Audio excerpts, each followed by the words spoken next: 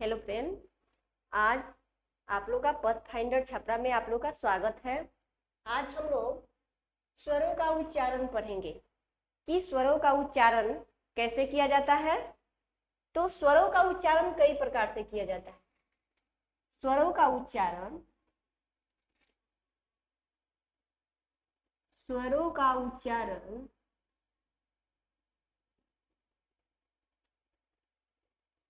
उच्चारण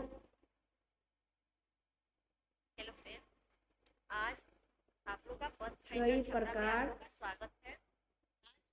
से स्वरों का उच्चारण पढ़ेंगे होता स्वरों का उच्चारण देखिए, यहाँ पर स्वरों का उच्चारण जो है उसको हम बताएंगे कि कैसे किया जाता है और किस प्रकार से किया जाता है। जैसे इसमें निर्नुनासिक, कल जैसे टेंस का पहला पार्ट हम लोग पढ़े थे, निर्नुनासिक, उसी टेंस का दूसरा पार्ट निर्नुनासिक, अनुनासिक, अनुनासिक। ओके फ्रेंड, और सानुस्वार, सानुस्वार और विसर्ग युक्त होता है, विसर्ग युक्त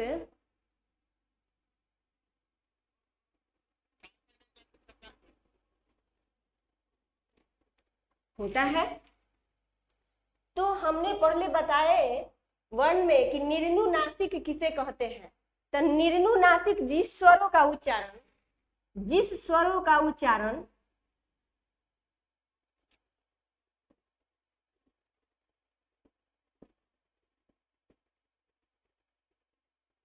जिस स्वरों का उच्चारण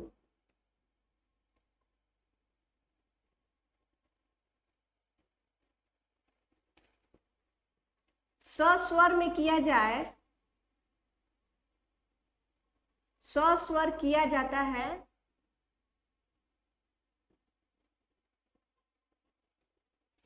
उसे निर्नुनासिक बोलते हैं।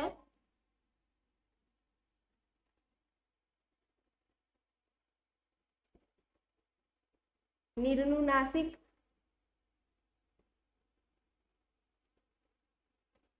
कहते हैं, है ना। जैसे सस्वर, सस्वर यानी मैंने पहले बताई थी कि स्वरों की संख्या कितनी होती है, 11। तो इस प्रकार से जैसे अमल, आधार,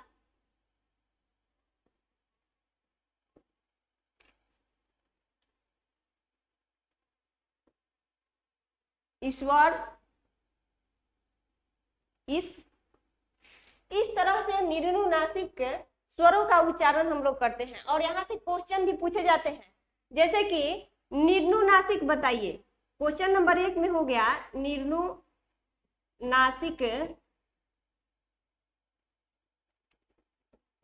कौन है। क्वेश्चन में दे देगा पवन, आग, राम,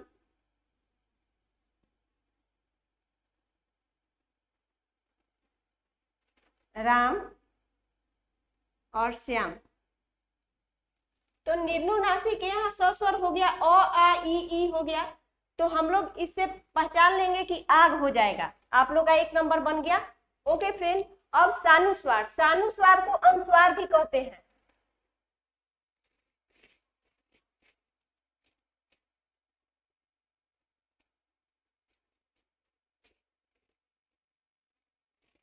अनुनासिक, अब अनुनासिक को देख रहे हैं कि अनुनासिक किसे कहते हैं। ऐसे स्वरों का उच्चारण अनुनासिक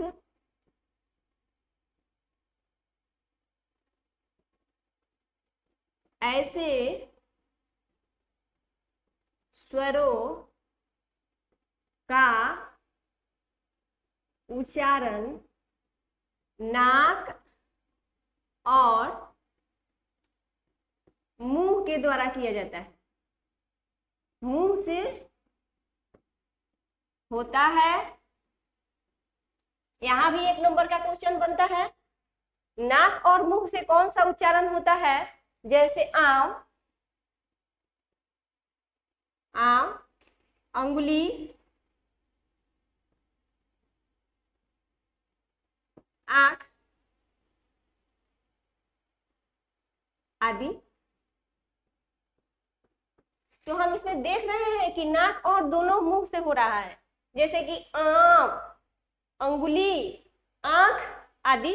ओके फ्रेंड, यहां से भी क्वेश्चन बनता है कि अनुनासिक बताएं। अनुनासिक स्वर कौन होते हैं?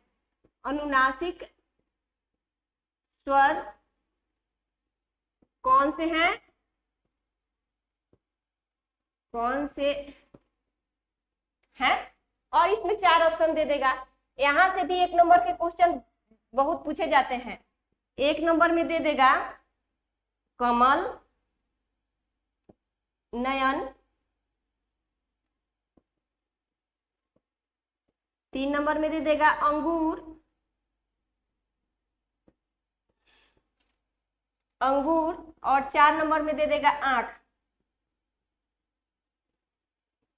तो हम देख रहे हैं कि चंद बिंदु की जो सहायता से हो रही है वो अनुनासिक शब्द, अनुनासिक स्वर हो रहे हैं। तो यहाँ पर ये आपका राइट आंसर हो जाएगा, आंख। ओके फ्रेंड, तो आप लोग का 1 नंबर छूटेगा नहीं। वर्णमाला आप लोग समझ गए, आपका 5 नंबर पक्का है। वर्णमाला से ही क्वेश्चन बहुत ज्यादा पूछे जाते हैं। अब देखते हैं सानुस्वार।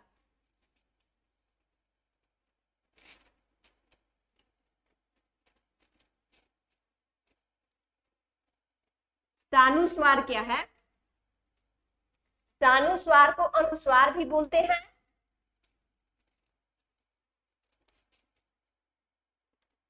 सानुस्वार या अनुस्वार दोनों एक ही चीज है। तो अनुस्वार यानी जिन स्वरों का उच्चारण दीर्घ होता है और उनकी ध्वनि, जिन स्वरों का उच्चारण दीर्घ होता है उसे हम क्या बोलेंगे? और उनकी ध्वनि नाक से भी होती है। उनकी ध्वनि, उनकी ध्वनि नाक से निकलती है। नाक से निकलती है, उसे सानुस्वार या अनुस्वार कहते हैं। ये बहुत हल्का है, इसको कोई भी बच्चा बहुत जल्दी समझ लेगा। नाक से निकलती है यानी अनुस्वार। अनुस्वार तो सारे बच्चे पढ़े होंगे। और सानुस्वार, इस क्वेश्चन में थोड़ा सा इधर उधर करने के लिए सानुस्वार भी दे देता है, अनुस्वार। तो ये दोनों एक ही चीज है। अनुस्वार कहते हैं जैसे अंगूर, अंबुज,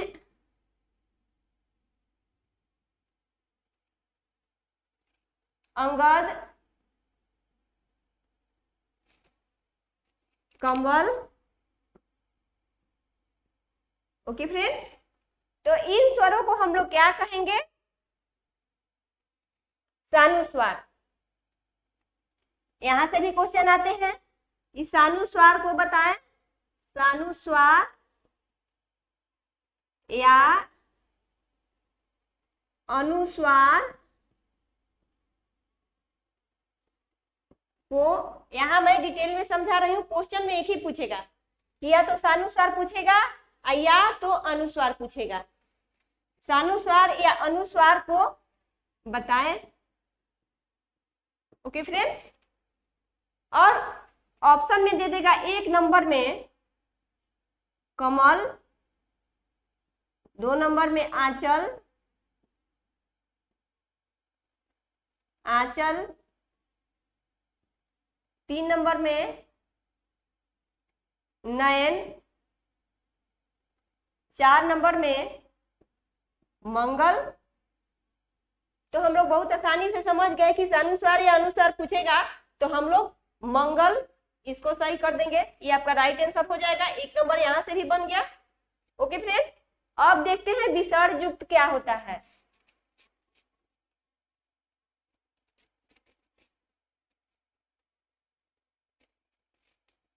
विसर्ग युक्त क्या होता है? विसर्ग युक्त स्वर जो होता है वह ह से उच्चारण उसका होता है।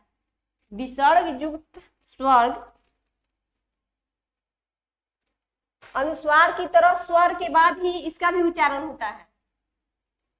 विसर्ग युक्त इस स्वर का उच्चारण स्वर के बाद होता है। उच्चारण स्वर वर्ण के बाद होता है। स्वर वर्ण के बाद होता है तथा इसमें ह की तरह होता है। इसका उच्चारण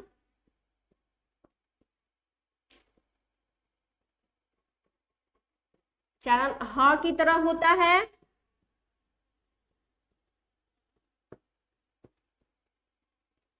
ओके, तो ह की तरह उच्चारण कौन सा होता है? जैसे जैसे अतः, अतः, दुख, दुख, पयपान, पयपान इत्यादि, ये दोनों एक ही होगा।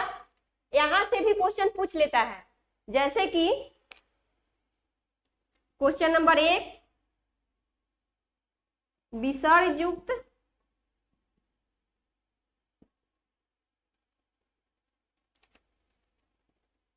कौन से स्वर हैं? क्वेश्चन नंबर 1 में दे देगा मकान, 2 नंबर में धर्म, 3 नंबर में दुख, 4 नंबर में दे देगा महल। विसर्ग युक्त कौन सा है? दुख। तो ये आपका राइट आंसर हो जाएगा। 1 नंबर यहां से बन गया। ओके फ्रेंड, अब हम लोग मात्रा को समझेंगे। मात्रा स्वर के खंडित वर्ण को हम मात्रा कहते हैं।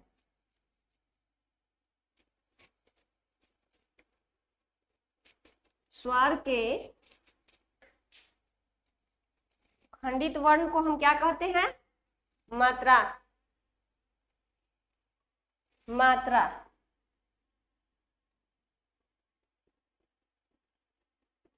स्वर के खंडित रूप चिन्ह को मात्रा कहते हैं।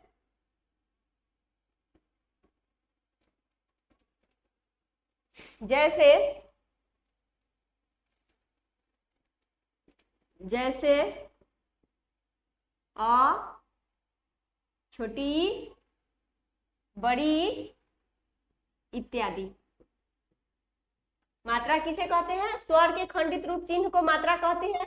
यहाँ पर स्वर हो जाएगा, जैसे कि अ में ये लगा देंगे तो आम हो जाएगा, छोटी ई लगा देंगे आ लगाएंगे, इसको हलंत भी बोलते हैं। अ की कोई मात्रा नहीं होती है, अ की कोई मात्रा नहीं होती है, अ की मात्रा होती है तो विलुप्त तो होती है। ओके, जैसे कि क में जब अ की मात्रा लगाएंगे, क में जब अ की मात्रा लगाएंगे तो क्या हो जाएगा, कम।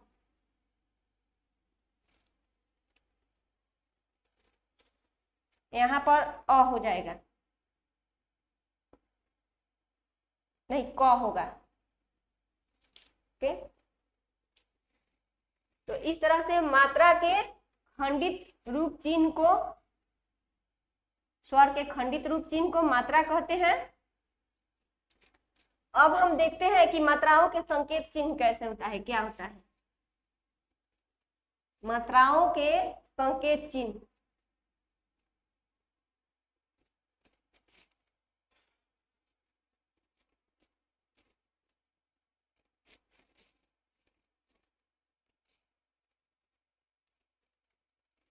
मात्राओं के संकेत चिन्ह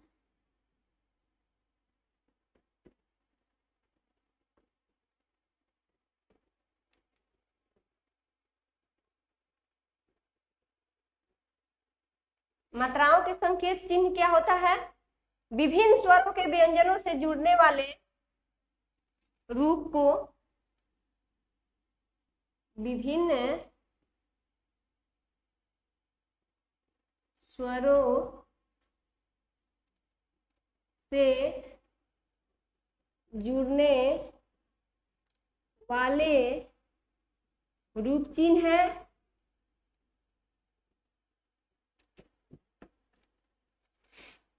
यहाँ पर देखेंगे जैसे कि 11 हमारे स्वर होते हैं, तो उसके साथ कौन कौन सा रूप चिन्ह जुड़ते, अ की कोई मात्रा नहीं होती है तो आ की मात्रा, आ की मात्रा, ई की मात्रा, बड़ी ई की मात्रा, ऊ की मात्रा, बड़ी ऊ की मात्रा, ए की मात्रा,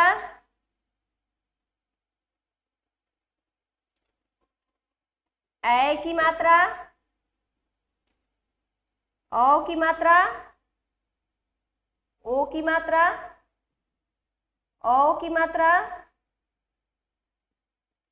री की मात्रा और री की मात्रा, ये इस तरह से होते हैं। मैं आशा करती हूँ कि आप लोग स्वरों का उच्चारण समझ गए होंगे। अब हम देखते हैं कि इसका उच्चारण कैसे और कहां पर होता है।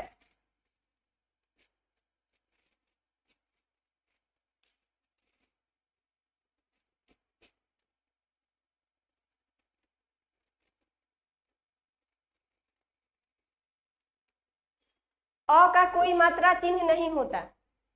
ओके, जब यह किसी व्यंजन से जुड़ता है तब व्यंजन का हल चिन्ह हो जाता है। अ का मात्रा जब किसी व्यंजन से जुड़ता है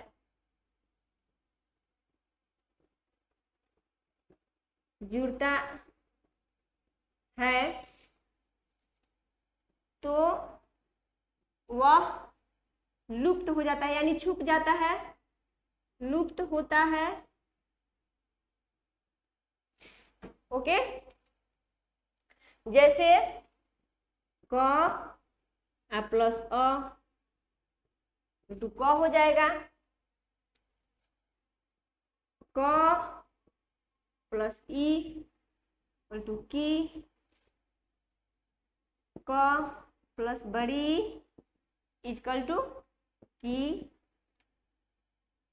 क प्लस उ इजकल टू कु, क प्लस बड़ी उ इजकल टू कु, क प्लस ए इजकल टू के, क प्लस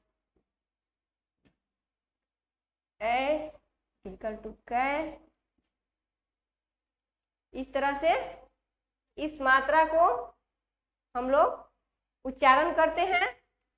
ओके फ्रेंड, अब हम देखेंगे कि अनुसार स्वर के बाद लिखा जाता है। जैसे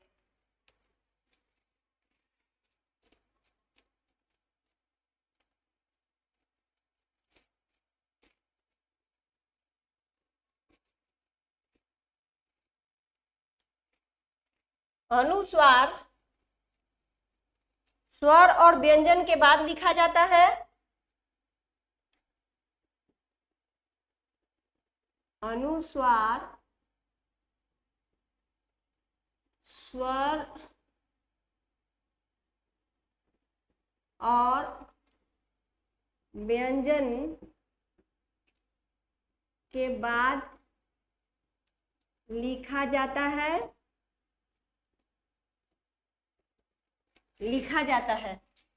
जैसे कंकड़, मंगल, चंचल, मंथन आदि। ओके, विसर्ग स्वर और व्यंजन के बाद लिखा जाता है। विसर्ग भी स्वर और व्यंजन के बाद लिखा जाता है। विसर्ग स्वर और व्यंजन के बाद लिखा जाता है।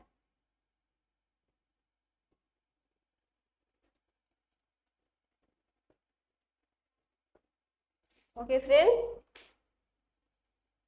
जैसे अतः,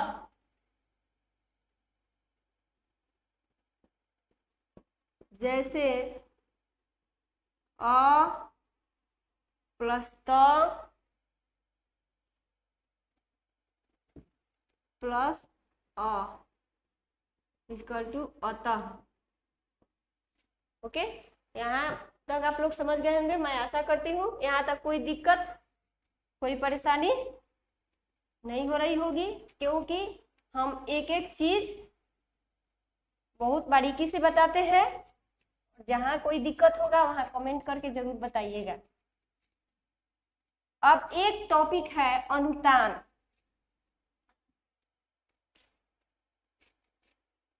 अनुतान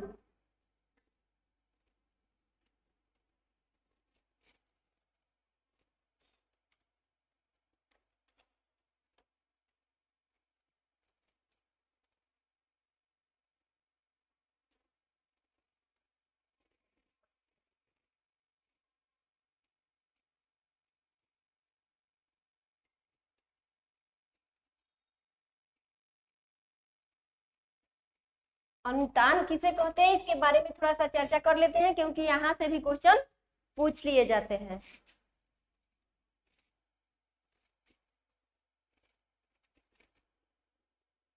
अनुतान, अब अनुतान क्या होता है?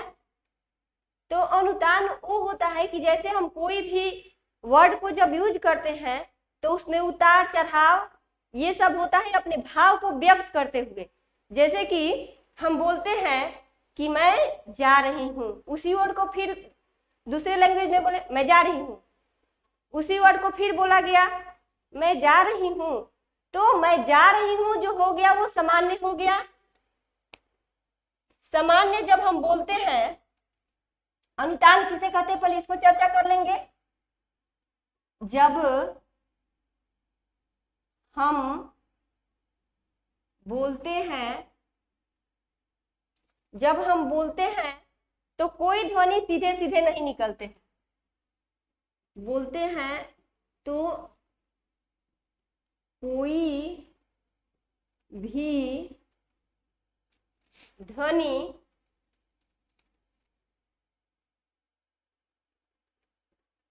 सीधे नहीं निकलती है,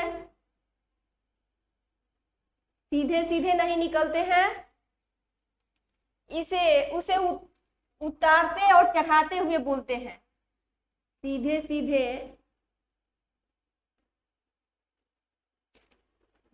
नहीं बोलते हैं, उसे उतारते और चढ़ाते हुए बोलते हैं।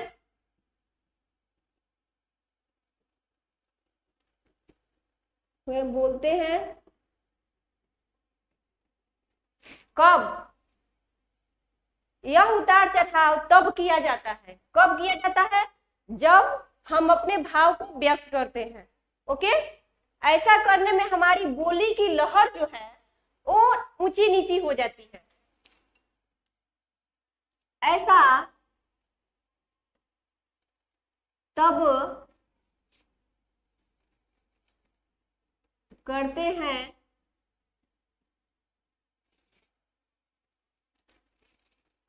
जब अपने भावों को हम व्यक्त करते हैं।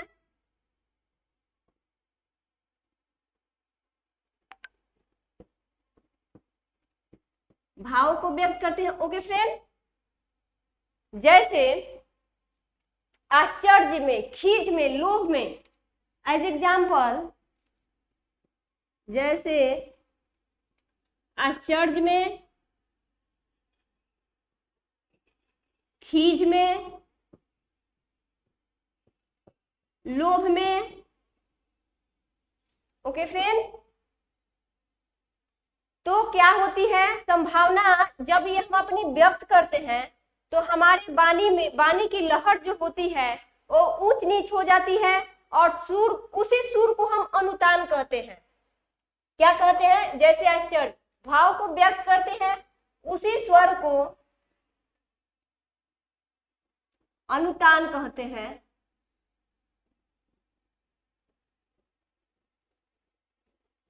देख लेते हैं कि कैसे होता है अनुतान। जैसे एज एग्जाम्पल, जैसे अच्छा, अच्छा क्या हो गया, हमारा सामान्य कथन हो गया। अच्छा क्या हो गया, सामान्य कथन।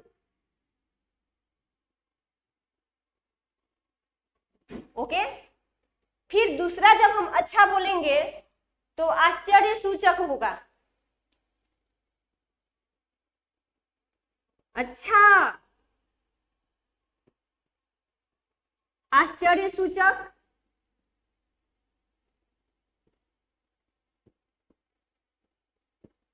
ओके फ्रेंड, और तीसरा में जब बोलते हैं तो क्या होता है, प्रश्नवाचक हो जाता है।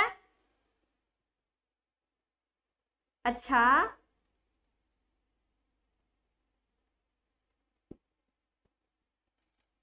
प्रश्न सूचक।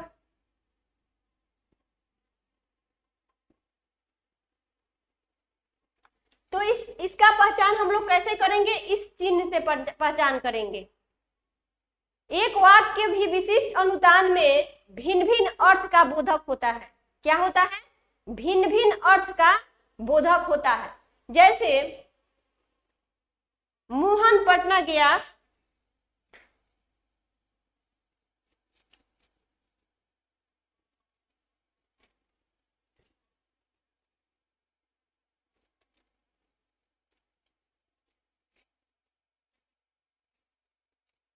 जैसे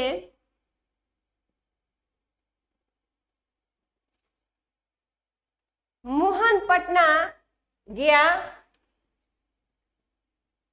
मोहन, या बोल सकते हैं कि मोहन गया, मोहन गया सामान्य हो गया,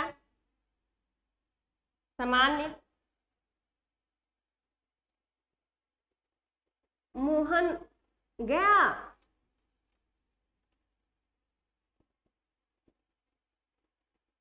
आश्चर्य हो गया,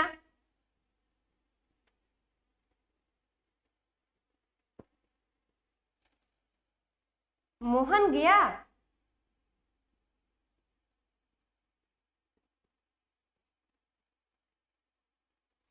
ये क्या हो गया, प्रश्नवाचक हो गया। तो अनुतान से भी क्वेश्चन किए जाते हैं, जैसे आश्चर्य, खींच, लोभ, इस तरह से जो वर्ड आता है उसे हम अनुतान कहते हैं, क्योंकि अपने जब भावों को हम व्यक्त करते हैं तो क्या होता है, वह अनुतान होता है। ओके फ्रेंड, कर दीजिए।